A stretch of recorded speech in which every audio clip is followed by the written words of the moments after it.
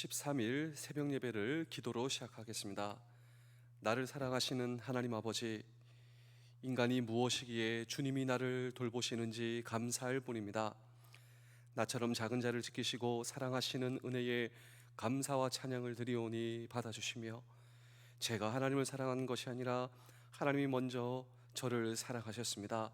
이 아침에도 먼저 오셔서 나를 깨우시고 나와 동행하시는 아버지를 찬양하오며 예수님의 이름으로 기도하옵나이다. 아멘.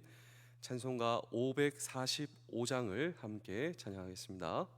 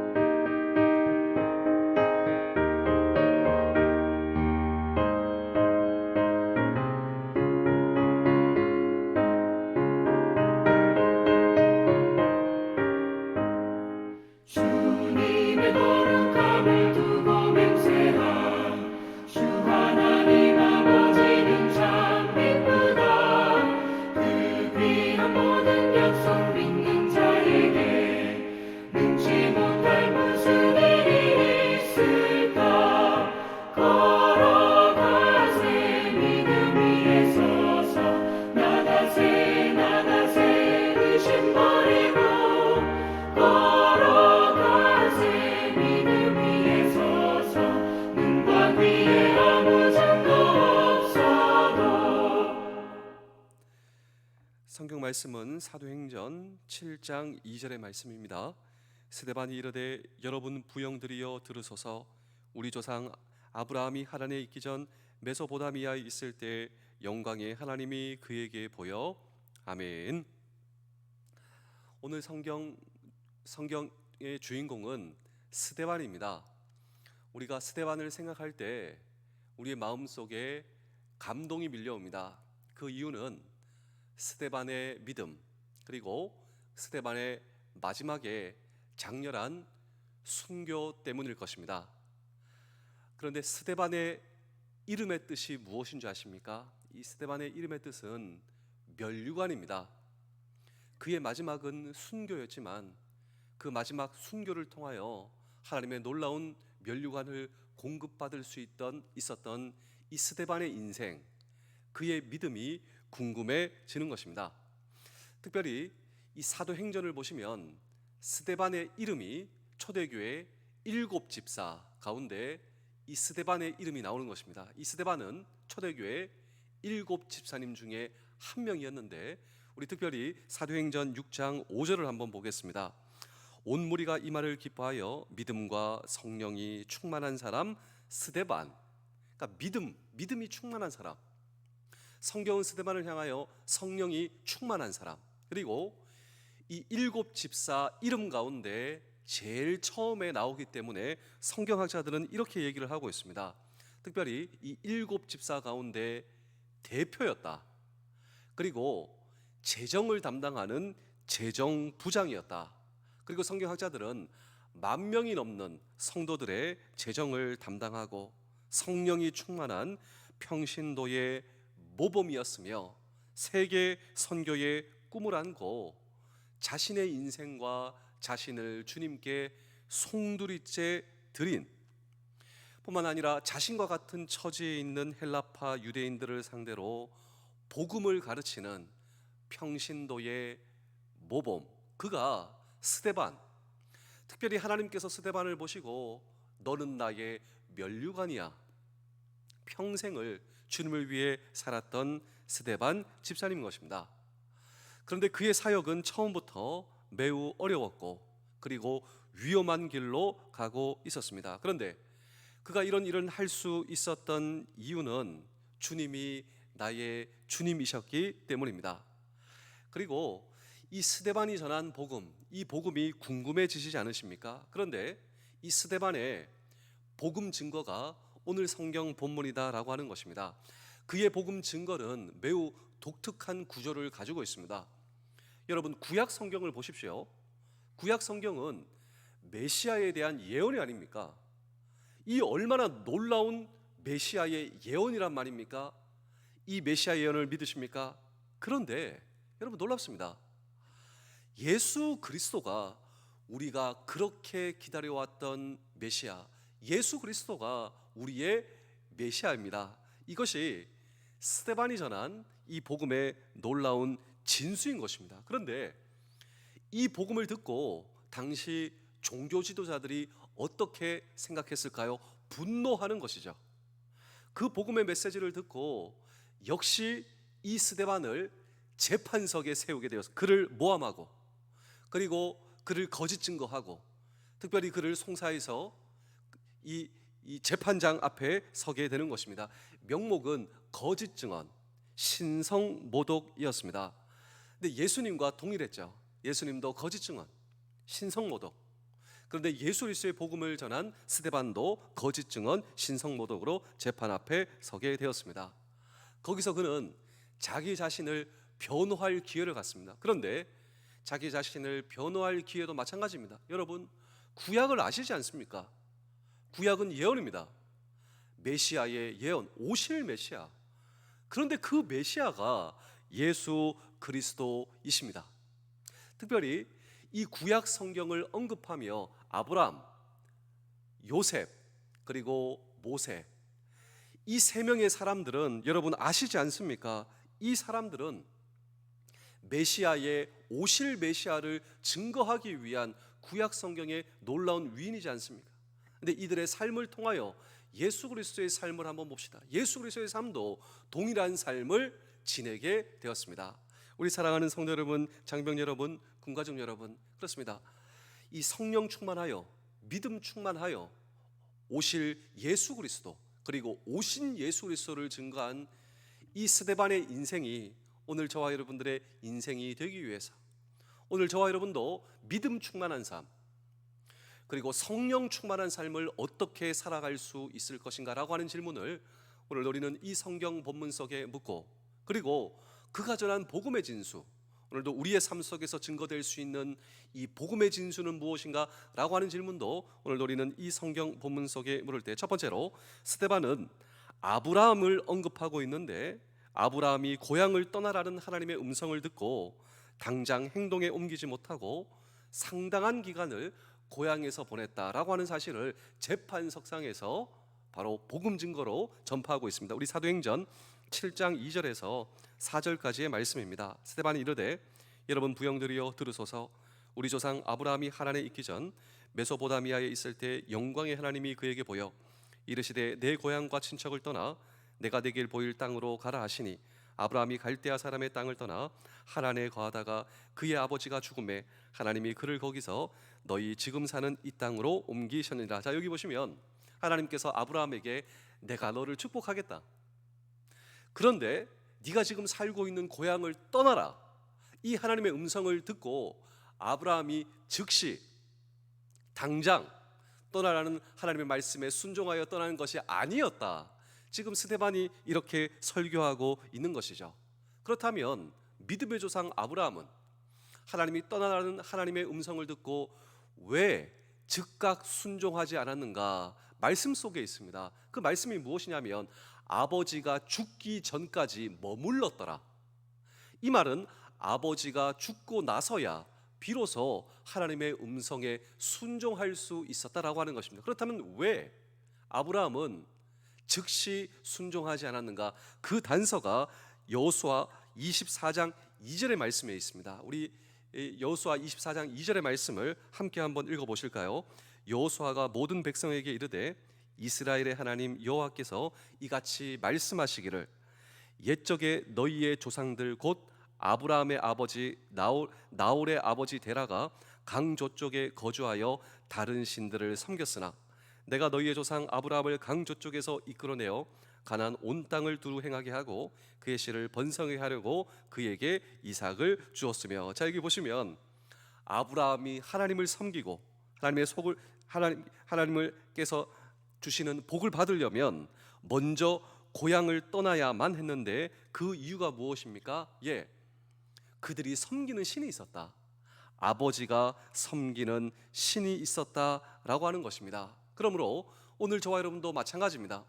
온전한 하나님을 섬기기 위해서 오늘 저와 여러분들이 아브라함이 한 그 믿음의 행동을 보셔야 한다라고 하는 것입니다.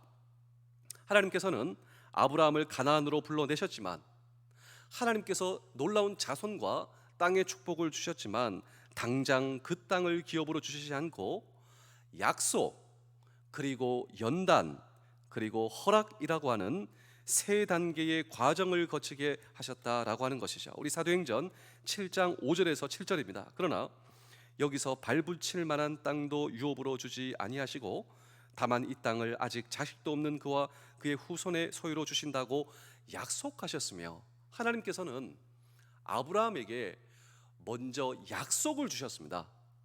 그리고 그 약속을 신뢰하고 순종하고 붙들 때까지 하나님께서는 그를 연단하셨습니다. 7장 6절을 보실까요? 하나님이 또 이같이 말씀하시되 그 후손이 다른 땅에서 나그네가 되게 하리니 그 땅 사람들이 종으로 삼아 400년 동안을 괴롭게 하리라 하시고, 하나님께서는 먼저 아브라함에게 약속을 주시고 그리고 연단이라고 하는 과정을 겪게 하시며 7절입니다. 또 이르시되 종 삼는 나라를 내가 심판하리니 그 후에 그들이 나와서 이곳에서 나를 섬기리라 하시고, 그리고 허락이라고 하는 세 번째 과정을 거치게 하셨다라고 하는 것입니다. 그러므로 우리 사랑하는 성도 여러분, 하나님께서 우리에게 기록된 말씀으로 우리에게 약속을 주십니다. 그리고 그 약속을 우리는 붙들 수가 있어야 합니다.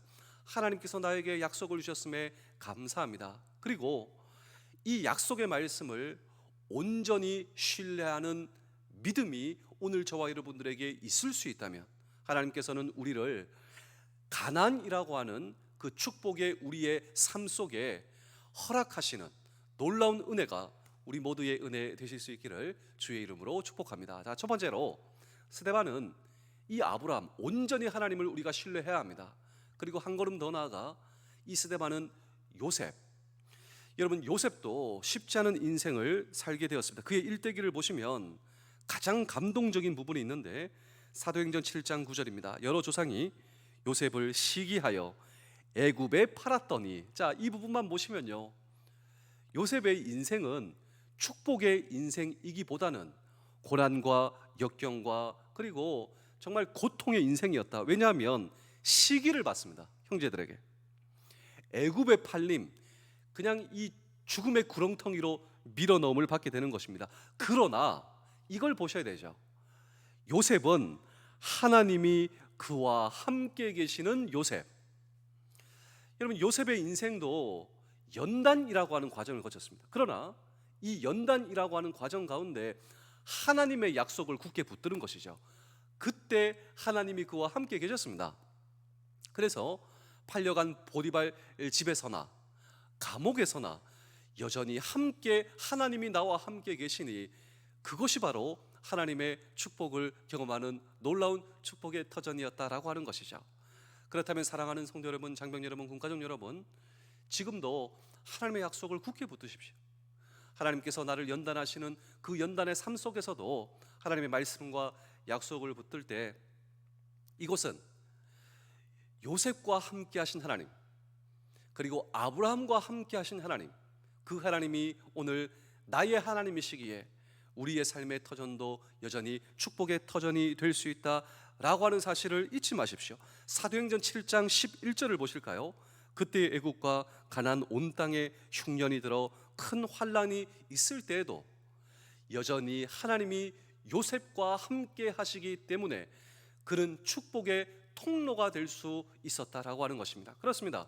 아브라함도 마찬가지고 요셉도 마찬가지고 연단의 과정 가운데 하나님의 약속을 붙들 때 하나님께서 그를 허락하시는 이 놀라운 은혜가 모세의 삶도 마찬가지였다라고 하는 것입니다. 우리 사도행전 7장 25절의 말씀을 보실까요? 그는 그의 형제들이 하나님께서 자기의 손을 통하여 구원해 주시는 것을 깨달으리라고 생각하였으나 그들이 깨닫지 못하였더라. 35절입니다. 그들의 말이 누가 너를 관리와 재판장으로 세웠느냐 하며 거절하던 그 모세를 하나님은 가시나무 떨기 가운데서 보이던 천사의 손으로 관리와 속량하는 자로서 보내셨나니자. 원래 이 모세는 바로의 궁궐에 있었습니다. 왕자였습니다. 이 모세는 대단한 이 배경과 권력을 소유한 최전반부 40년의 인생을 아주 패기만만하게, 능력 충만하게, 자신만만하게 인생을 살아왔다라고 하는 것이죠. 노예 생활을 하고 있었던 자기의 동족을 해방해야 한다라고 하는 책임감, 그리고 지위와 직책과 능력도 있었습니다. 완벽한 한 지도자처럼 모든 자질을 가지고 있었다라고 하는 것이죠. 그런데 자기 동족을 괴롭히던 이집트 사람을 죽였습니다.